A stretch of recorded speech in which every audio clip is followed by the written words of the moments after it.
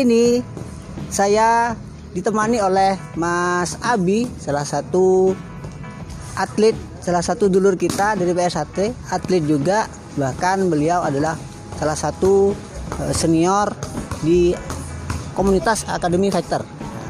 Dan juga beliau adalah Coach Ari, salah satu pelatih Muay Thai, kickboxing juga. Nah, monggo mas-masnya memperkenalkan diri dulu kepada penonton. Oke, cari dulu. Oke, assalamualaikum warahmatullahi wabarakatuh. Salam sejahtera buat kita semua. Salam kepada kawan-kawan PSHT. Perkenalkan, nama saya Coach Ari. Saya berdomisili di Kabupaten Pamekasan saat ini, dan sementara ini saya juga sebagai salah satu MSH di karate di Kabupaten Pamekasan, juga sebagai pendiri bela diri Muay Thai dan kickboxing di Kabupaten Pamekasan saat ini. Alhamdulillah juga saya juga diberi kesempatan bisa berkenalan dengan kawan-kawan PSHT. Ada Mas Abi ini, terima kasih banyak. Sedikit bisa bertukar informasi lah dan bertukar pengalaman, dan mudah-mudahan juga bisa sebagai mitra dalam meraih prestasi buat anak-anak bangsa, utamanya di Kabupaten Pamekasan. Itu saja dulu, mungkin langsung ke Mas Abi dulu. Oke, Kelab Madura. Sekarang ke Mas Ari. Mas Ari itu berkiprah di kickboxing atau juga di Muay Thai itu sejak kapan? Oke, terima kasih. Begini, saya domisilinya di kota, tapi ke Pakong lumayan 30 menit ya ke sini. Lumayan naik gunung juga ya. Ada yang terkenal itu ya, apa namanya, tikungan cengkol itu ya. Pacuk ya.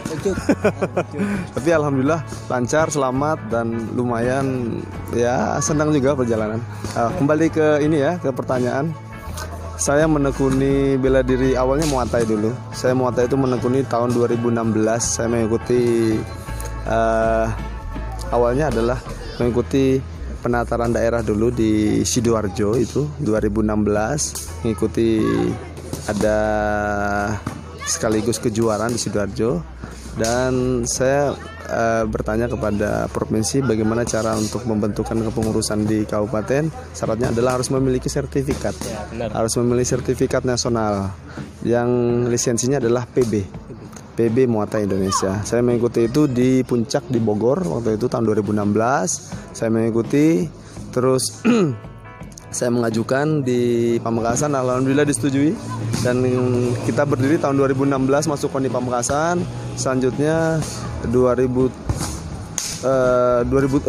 masuknya 2017, mengikuti penatarannya akhir 2016.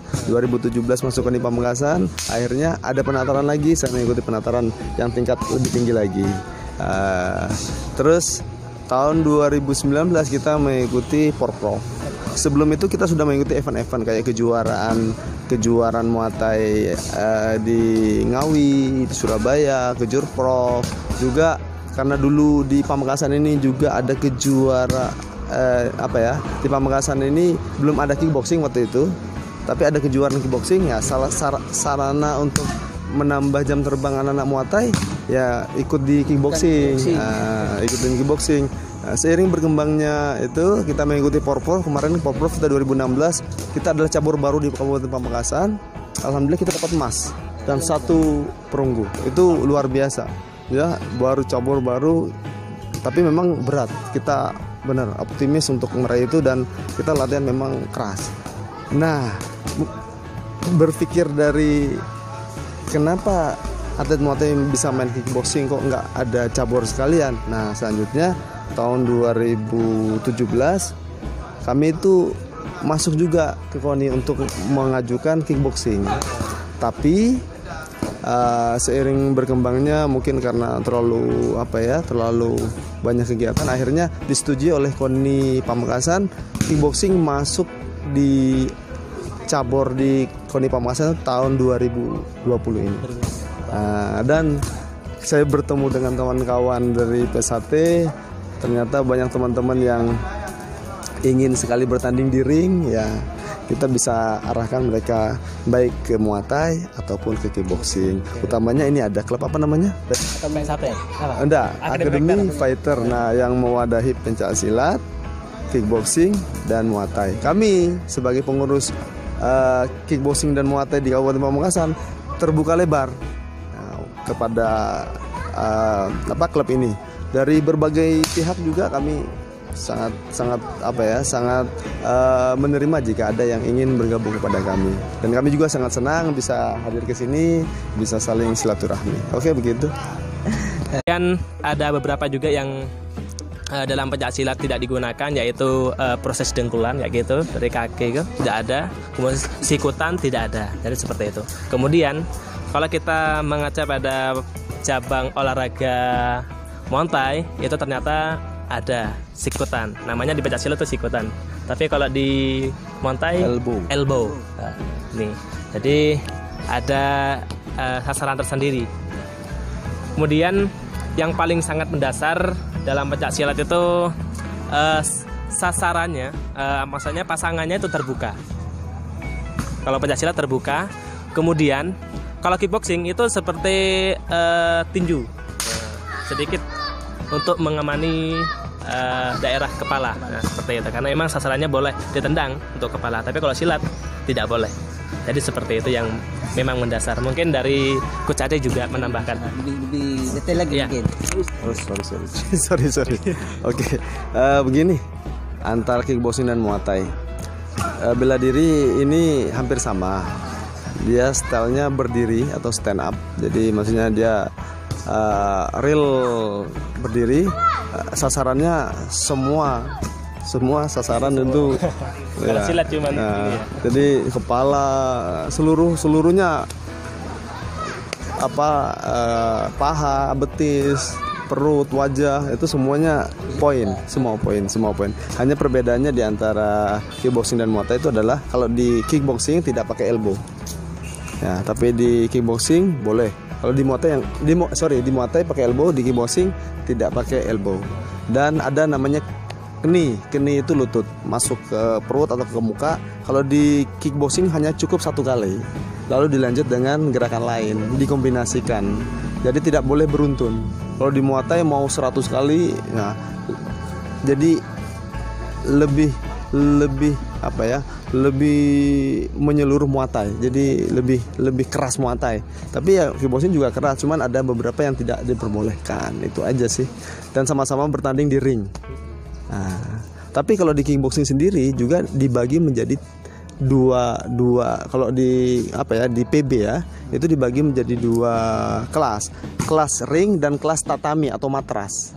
Nah, di matras itu dibagi lagi, ada yang sistem kayak karate, sekali kena langsung poin. Nah, ada yang seperti taekwondo ya, namanya light kick kalau nggak salah ya waktu itu. Terus ada juga musical performance. Dia itu seperti memainkan jurus. Kalau di pencaksilat, kalau di taekwondo itu pomse, kalau di karate itu kata. Dan itu harus dikombinasikan dengan musik, alunan musik. Jadi gerakannya itu indah dan tidak ada pakem di situ. Dia bebas melaksanakan gerakan itu dengan musik, indah dilihat. Nanti yang paling bagus itu yang juara dan ada waktunya. Mirip solo spell mungkin ya. ya, seni. Seni kalau dalam bahasa pencaksilat itu seni mungkin itu. Ya itu saja sih perbedaannya antara kickboxing sama Muay Thai. Jadi kalau dengan tarung bebas apa pakai kuncian ya? Gini saya jelaskan lagi. Kebetulan saya juga di tarung bebas juga sebagai wasit nasional di tarung bebas juga sih. Begini, tarung bebas ini salah satu cabur tapi belum masuk di KONI dia belum masuk di KONI, tapi dia harus memiliki gaya sendiri, karena tarung bebas ini adalah cabur yang berasal dari Indonesia, seperti itu. Dan dia modelnya seperti Muay Thai, seperti kickboxing, dan juga seperti Jiu-Jitsu. Jadi ada yang stand, ada yang ground. Yang berbeda adalah yang amatir dia stand, kalau yang profesional dia ada ground. Dan itu ada aturan-aturan tersendiri. Itu saya kurang mendalami itu karena sementara ini saya di KONI Pamekasan itu sebagai mewadahi Muay Thai dan kickboxing. Tapi tarung bebas saya juga sebagai wasit nasional di tarung bebas. Karena terus terang ya, kita ini tidak fanatik kepada satu cabur. Benar. Kita ini pencari pencari prestasi. Jadi apapun itu, apalagi itu ilmu. Bela diri. Saya suka semua. Saya adalah mantan atlet karate nasional, juga saya pernah jadi atlet PON Sanso juga di Wushu, juga pernah latihan AA derajat, tarung derajat juga pernah. Nah, cuman pencak silat memang saya belum pernah ikut ke dalamnya, tapi kawan-kawan saya pencak silat semua gitu ya. Itu intinya. Terima kasih. Jadi perbedaan antara Muay Thai dengan kickboxing, Muay Thai. Iya benar. Mas, logat Maduranya keluar. Jadi Muay Thai dengan kickboxing, kalau Muay Thai bisa pakai sikut, bahasa pencak silatnya elbow.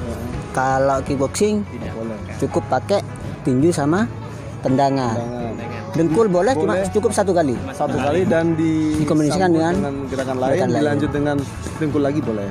Oh, seperti itu. Kembali pertanyaan selanjutnya, kembali ke Mas Abi. Ada persyaratan khusus? Apa sih persyaratan khusus untuk ikut Muay Thai sama kickboxing dari segi persyaratan administrasi sama usia? Itu menurut Mas Ari. Oke, begini, menyikapi pertanyaan ini saling berkaitan juga sebenarnya. Benar. Karena yang disebut dengan Akademi Fighter Pakong tadi, saya pun selain sebagai pengurus Muay Thai dan kickboxing di Kabupaten Pamekasan, saya juga memiliki klub. Klub saya namanya Ronggo Fighting Club. Nah, Ronggo Fighting Club ini mewadahi ada karate, ada Muay Thai, ada kickboxing, ada jiu-jitsu, ada judo, ada tarung bebas, satu lagi ada apa itu ya? Intinya all bela diri. Nah, di sana kita ke prestasi. Jadi ya disebut seperti Mas Abi itu, jangan berpindah perguruan. Tapi kalau berbeda cabur enggak masalah. Yang penting harus ada izin dan sebagainya gitu. Intinya itu. Terus pertanyaannya tadi apa tadi? Lupa aku. Persyaratan tentang persyaratan khusus. Kami memang mencari bibit-bibit atlet yang dipersiapkan untuk Porprov Jawa Timur yang usianya itu adalah di bawah 20 tahun ke bawah. Jadi usia sekitar 15 sampai 20 tahun ke bawah itu akan kami fasilitasi untuk menjadi atlet baik Muay Thai atau kickboxing. Kita beri tempat tapi tetap dengan seleksi-seleksi yang ketat. Kita akan fasilitasi. Syarat-syarat khususnya ya dia memiliki komitmen, bisa di drill oleh pelatih, terus mengikuti aturan kepengurusan dan sebagainya. Ya administrasi tidak terlalu ruwet karena memang kami yang mencari untuk bibit itu, jadi tidak ada bayaran. Kami tidak ada bayaran, malah terus terang kami pengabdian untuk mencari bibit-bibit itu. Jadi usia 15 sampai 20 tahun itu tidak ada bayaran, kecuali yang usia 21 tahun ke atas. Karena memang kickboxing dan Muay Thai ini selain prestasi, dia juga adalah bela diri rekreasi. Kok bisa disebut dengan rekreasi? Karena apa? Bela diri ini adalah bela diri yang tren sekarang. Bagi kaum ibu-ibu atau bapak-bapak yang usia 21 tahun ke atas ingin menurunkan berat badan ini, kebugaran itu ya mohon maaf aja kalau dibilang kos rupiah sekali latihan, utamanya di kota-kota besar seperti Surabaya, di Malang, itu satu kali latihan 1 jam saja itu 250.000. Mantap. Sebagai pelatih, saya kalau menerapkan itu di Pamekasan saya kaya. Cuman karena memang saya sekarang pengabdian untuk mencari atlet, dan saya juga sebagai pengurus, jadi saya tidak berpikir itu. Saya berpikir dulu bagaimana membawa anak-anak Pamekasan ini berprestasi, baik teman-teman yang ada di karate, baik di pencak silat, baik yang memang sudah ada di kickboxing dan di Muay Thai. Kami memang mencari bibit-bibit itu. Jadi untuk yang rekreasi ya hanya selingan saja bagi kami sebagai pelatih. Tapi kita fokus kepada anak-anak yang memang pingin berprestasi dan memang dia tidak dapat tempat di cabur lain, mungkin sudah terisi di cabur lain. Nah, dia bisa ikut seleksi ke kami, maksudnya apakah dia masih bisa dididik untuk menjadi atlet yang bisa kami angkat menjadi juara nanti, ya tergantung dari anaknya gitu. Intinya begitu. Jadi tidak ada syarat-syarat yang penting. Sedikit menambahkan. Jadi terkait pertanyaan awal dari Mas Amin, apakah menyalahi aturan? Kemudian di situ di samping kita membawa atau mengikuti pertandingan ataupun kickboxing atau muay thai atau yomodo dan lainnya, itu kita tetap membawa PSHT. Maksudnya bendera PSHT. Seperti saya kemarin di Solo itu, saya di podium tetap bendera PSHT saya kibarkan. Karena saya memang dasarnya dari PSHT seperti itu. Karena kebanggaan saya seperti itu. Jadi karena ini terkait prestasi dipersilahkan seperti itu. Jadi yang penting cintanya saya pada pencaksilat tentunya tidak akan hilang, tidak akan pudar meski saya sudah memasuki beberapa cabang olahraga di situ, tapi tidak akan pudar untuk mencintai pencaksilat karena pencaksilat ini tradisi Indonesia. Salam persaudaraan. Saya boleh tambah sedikit? Monggo, Mas. Oke. Iya, betul yang disampaikan oleh Mas Abi itu. Karena bela diri ini adalah kan full contact ya. Iya. Yang sifatnya full contact itu hampir sama. Jadi yang disampaikan oleh Mas Abi itu benar. Adapun berbagai daerah dari yang ada di Indonesia ini ya, kemarin mengikuti kejuaraan Muay Thai atau kickboxing, ketika mereka menang di atas podium, dia mengibarkan perguruannya ya, bukan caburnya. Jadi bukan caburnya, karena ini dia ikut bertanding di cabur lain, tapi dia mengibarkan bendera perguruannya, baik yang pencaksilat ya pencaksilat, baik yang karate atau yang jujitsu terserah, tapi dia mengibarkan bendera perguruannya atau klubnya, bukan caburnya. Oke, begitu saja.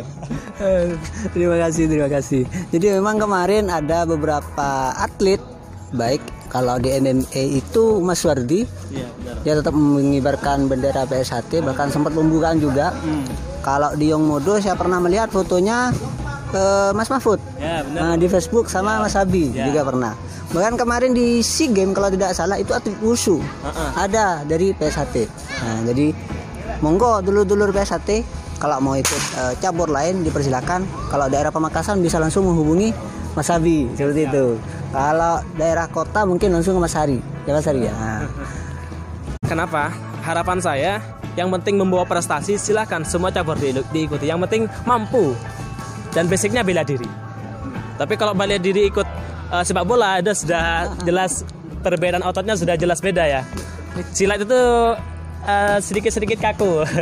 Sedangkan kalau antara permainan bola atau yang lainnya, cabur-cabur yang lain yang bukan basicnya bela diri itu lebih lincah seperti itu coachnya. Jadi untuk kickboxing ini masih awal, insya Allah ini alhamdulillah Febri sudah diterima di Puslat Cup. Beliau merupakan atlet yang pernah juara di UNS, juara 3 internasional, kemudian juara di Pamekasan, udah sering ya seperti itu di IPSI, kemudian juga juara di Cobra Cup di IPSI juga. Dia alhamdulillah sama Coach Ari difasilitasi. Saya sangat bangga sekali pencaksilat Akademi Factor di Pakong ini, pencaksilat PSHT tentunya difasilitasi alat-alat, sarana aja seperti itu. Sampai matas mau disuruh bawa seperti itu. Luar biasa Coach Ari. Terima kasih, saya bangga sekali punya kenalan baru yang beliau merupakan banyak pengalaman juga di bidang bela diri tentunya seperti itu. Itu dari saya. Amin. Mas Ari mungkin menambahkan. Oke, terima kasih. Untuk prestasi kalau prestasi klub saya ya banyak ya. Kalau dibilang untuk karate udah sampai internasional juga. Tapi nggak perlu saya jelaskan, banyak nanti. Terus kalau yang Muay Thai ya kita juga banyak mengikuti kejuaraan di nasional ya. Terakhir ya Porprov kemarin kita dapat 1 emas 1 perak. Terus yang kickboxing juga kita baru mengikuti kejuaraan kemarin di Madiun, alhamdulillah dapat 3 emas 2 perak kemarin. Ya intinya saya apa ya, kalau mau adu semangat, saya juga adu semangat gitu ya. Teman-teman dari Pakong ini luar biasa, dia punya semangat luar biasa. Ya saya bilang kalau memang punya potensi atlet, kenapa tidak bawa saja semua peralatan-peralatan yang ada di kami itu, kami fasilitasi itu, kami bawakan glove, pad, terus matras kalau perlu dibawa ya silahkan. Yang penting memang untuk prestasi. Saya terus terang bangga, maksudnya kalau mau adu semangat, ayo berani gitu. bersaing. Bener. PS1 berani bersaing dengan Muay Thai, kickboxing. Ya makanya saya fasilitasi. Biarlah saya yang melobi ke atas, Benar. asalkan ya itu demi prestasi. Ya kalau dibilang saya mencari kan ada yang namanya Muay Thai, kickboxing itu seperti saya bilang kebugaran itu. Oh, bener. Nah, itu gampang sekali saya sebenarnya. Cuman saya hobinya yaitu adalah pembinaan. Jadi kalau memang di sini ada yang atletnya potensi dan memang jarak antara Pakong dan Pamekasan itu lumayan 30 menit perjalanan, ya butuh apa peralatan kita ada bawa gitu. Dan nanti ketika ada pemusatan latihan kita kumpul lagi begitu. Itu sih. Jadi sebenarnya ini kesempatan emas bagi dulur-dulur bahkan masyarakat Pakong dan masyarakat Pamekasan. Nah seperti itu. Nah jadi ternyata prestasinya baik Akademi Vector maupun dari Mas Hari itu sebenarnya sudah bejibun. Padahal yang saya tahu kickboxing atau Muay Thai itu cuma kemarin yang Mbak Alvin. Iya benar. Nah itu dulu nge-share ke saya, loh ini kok Mbak Alvin. Akhirnya saya telepon Mbak Alvin, saya harus ketemu sampean. Akhirnya saya nge-vlog kemarin yang pertandingan Sampang. tak culik pas dia nonton pertandingan, saya culik dibawa keluar. Saya vlog. Jadi ternyata Muay Thai dan kickboxing ini sudah bejibun ternyata ya. Terakhir untuk Mas Hari sama Mas Abi, mohon pesan-pesan bagi penonton, bagi dulu-dulu semuanya, untuk perdamaian lah khususnya, karena kan seperti kalau Mas Abi tahu daerah luar itu kayaknya udah bentrok itu kayak rutinitas kayaknya. Jadi mohon jangan dari Mas Hari maupun Mas Abi, monggo. Mas Hari dulu. Oke, kalau saya ya apa yang harus kita cari perbedaan ya. Ya. Kita cari persamaannya ada. Ya, kita cari persamaannya, kita sama-sama saling rangkul. Oh iya, kita juga berdoa ya mudah-mudahan musibah COVID-19 ini cepat berlalu ya. Karena adanya virus ini semua kegiatan pun di-cancel ya. Dan ya, tapi itu tidak menghalangi kita untuk berlatih ya gitu. Ya pesan perdamaian saya sekali lagi, jangan cari perbedaan, kita cari persamaan untuk menjadi satu ya, satu bangsa, satu negara. Ya, itulah Indonesia gitu ya. Mantap coach. Kalau saya ini prinsipnya damai sejahtera seperti itu. Karena kalau kita bertengkar itu malah menambah musuh. Tapi kalau kita damai seperti ini, antar beda cabur aja, nambah kawan ini, tambah saudara seperti itu. Bukan cuman kita di lingkup PS1 bersaudara terus di luar itu malah jadi musuh, itu menurut saya tambah kacau seperti itu. Jadi yang penting apa yang kita banggakan, apa yang kita miliki sekarang belum tentu kita menjadi kewibawaan manusia seperti itu. Jadi hierarkinya manusia itu orang yang harus berguna bagi sesama. Orang yang berguna bagi sesama, bukan cuma berguna bagi diri sendiri, bukan cuma berguna bagi seluruh PS1 enggak. Jadi berguna bagi umat muslim tentunya, atau lingkup orang banyak seperti itu. Jadi yang saya harapkan ke dulur-dulur, jangan terlalu fokus pada pertikaian seperti itu. Nanti kalau ada apa-apa masalah dipanggil seperti itu, bergerombol atau carok seperti di Madura. Saya rasa itu sudah bukan zamannya lagi ya. Sekarang sudah zamannya berprestasi tentunya, membawa adik-adik kita itu berprestasi sampai level internasional tentunya seperti itu. Harapannya semoga seperti itu. Tentunya bukan cuma di pencaksilat, baik kita fasilitasi dari mungkin mereka bisa basic di cabang olahraga lain, baik itu Muay Thai maupun kickboxing, seperti itu Mas Amin.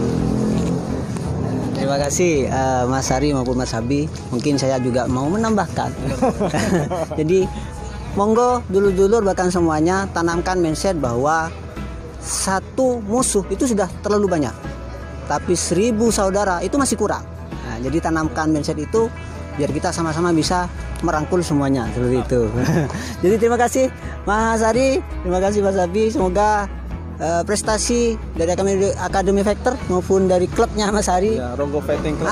Ronggo Fighting Club kayaknya pernah melihat itu. Mbak Alvin latihan ke sana ya? Ya, kita punya IG. Ya benar-benar. Kalau mau ini ya di Follow. Monggo di follow.